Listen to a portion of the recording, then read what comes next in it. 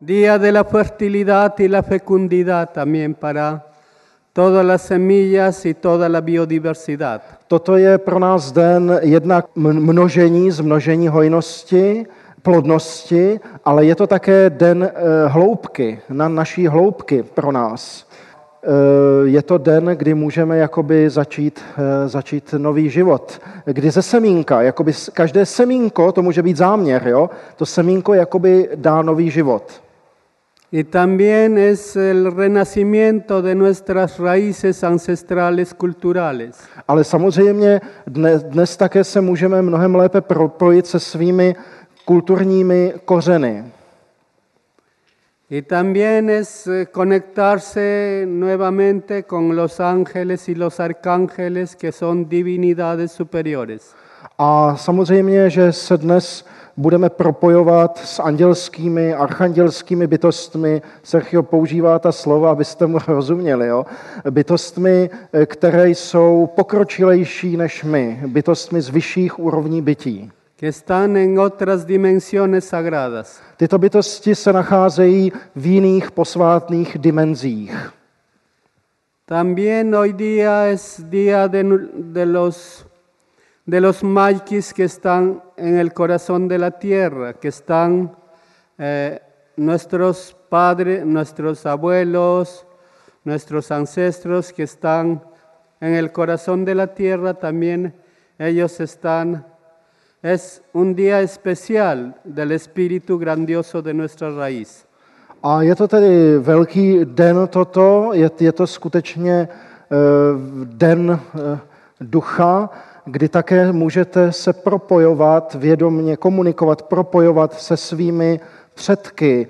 A oni jsou napojení na zemské jádro, na srdce planety Země. A srdce planety Země vám může pomoci dneska se lépe vědomně napojit na vaše předky, už nežijící předky. Por eso se celebra este día muy especial, la fiesta del sol, con danza, con música, con cantos, alegorías y también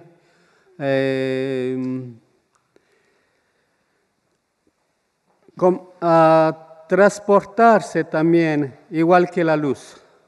A proto v náš lid slaví tento den určitými speciálními tanci, určitými speciálními symboly, speciálními zpěvy a nejdůležitější je, že tento den tedy můžeme jakoby do sebe transportovat, přijmout veliké množství světla. To je nejdůležitější. También en nuestra cultura inca, cultura maya, cultura Tiahuanaco, hay mucha abundancia y mucha economía. A právě naše staré kultury, kultura Inků, Tiwanaku, kultura Majů, my jsme nikdy nestrádali nedostatkem, vždycky jsme ekonomicky velice dobře fungovali právě díky těmto věcem, díky této práci s tím světlem. Por eso los curacas, los caciques, los huillajumos, los jampicamacoj, los quipucamacoj, altomisayos, pampamisayos, se vestían de oro puro totalmente en los templos, como en el Señor de Zipán en Lambayeque. Por favor, ¿se puede estos nombres una vez más de Curacas? Alto Misayok. Sergio jmenoval různé stupně šamanů v Andách, jo? A je to Curaka, to je to, čemu říkáme jako curandero Curaka, potom je Pampa Misayok, potom Huillacumo, Alto Misayok a ty už komunikují s kosmem a Wampecamayok. Y Hampicamayok conectado con la salud, Nazdraví. A také Wampecamayok, což je něco jako v překladu doslova neomylný léčitel nebo kosmický léčitel. Tento mimochodem tohoto stupně dosáhl Don Sergio. A protože je hierarchie, jo? Jsou různé stupně anských šamanů a každý pracuje s tou energií během takového dne, jako je dnes, a během jiných samozřejmě posvátných dnů, svým způsobem na své úrovni. A ještě že používají zlato dnes, že nějakým způsobem také používají zlato, oro. Y Quipucamayo en la cultura inca de todo Iberoamérica era la estadística y la logística espiritual para todos nosotros. A právě vysvětluje Sergio, protože to je velice složitý systém těch anských šamanů, že každý má na starosti něco jiného, že třeba Quipucamayo, ti mají na starosti logistiku, jo? A sice energetickou informační logistiku. Jo, ne na hmotné úrovni, práci s propojováním různých celků na této planetě. También la logística y también la cosmogonía, también lo que es el espíritu de las montañas estaba unificado, armonizado y alineado, el meridional. A v podstatě takto každý z nás na tom stupni, na kterém se nachází, teda v Andách, tak pracujeme tak, že každý je nějakým způsobem propojen nějakými liniemi, jakoby linkami s určitými duchy. Někdo pracuje třeba s duchy hor a někdo pracuje s otevřeným vesmírem. Sí, este periodo es importante, el solsticio de verano acá en Europa y el solsticio de invierno en Sudamérica, Centroamérica y norte de Canadá. Es muy importante para todos los pueblos aborígenes. A tento den je tedy velice důležitý pro všechny naše indiánské domorodé komunity, a to od Kanady až dolů, až přes celou střední a jižní Ameriku. También para llevar el tiempo, el espacio y la cronología de la Madre Tierra y del Sol y de los planetas y de las constelaciones que son las estrellas boreales. A souvisí to všechno se složitou, oni mají něco, jako my máme astrologii, jo? Něco takového, se složitým systémem konstelací, vývoje této planety, chronologií planety Země, jejíž vývoj je propojen s konstelacemi různých jiných planet, jiných hvězd, takže vždycky takovýto posvátný den je významný jakoby pro ten vývoj celé planety. Por eso en muchos castillos que están en las montañas muy antiguas, vivían esas personas de la sabiduría ancestral antiguamente.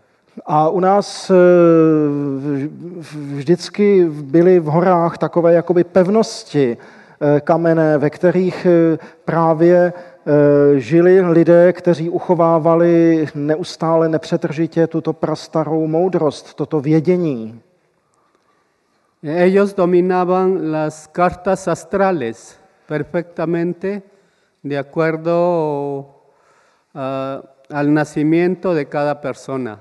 A oni perfektně ovládali vždy astrální mapy a astrální putování a byli schopni přesně vidět jakoby průběh života každého člověka i do budoucnosti.